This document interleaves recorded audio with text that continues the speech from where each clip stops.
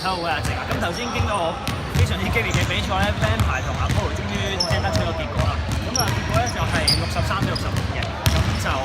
Apollo 就險勝啦。咁但係我首先咧要訪問一下我哋 Vampire 嘅20號嘅隊長啊，就飛狗啦嚇。咁問一問佢就係頭先個場比係非常之緊湊啦，仲有啲最尾嗰球咧都可能有啲具爭議性嘅，可能絕殺咁樣嘅嚇。咁但係你點睇你比賽嗰個部署啊，或者你哋表現咧？即係下季。頭先嗰場，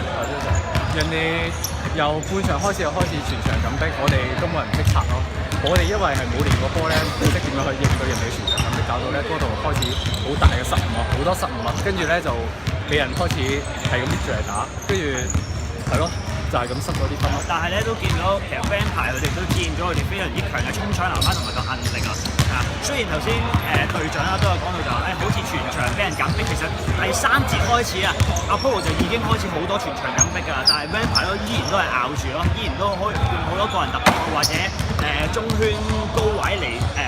拆擋啊咁啊嚇。咁但係除呢樣嘢可能臨時你哋頭先講啦，就係冇可能小意外啊，就又多咗失誤啦嚇。咁如果咁樣睇嘅時候咧，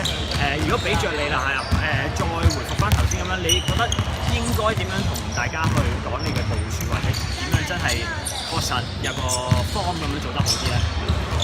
我哋嚟緊下一季咧就應該會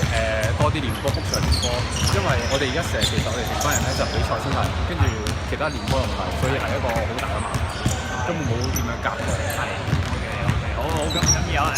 今場其實 Vampire 真係打得非常之好啊！下屆都會喺我哋嘅銀大聯賽、第2屆聯賽都會見到佢哋啊，所以唔使灰心，繼續打落。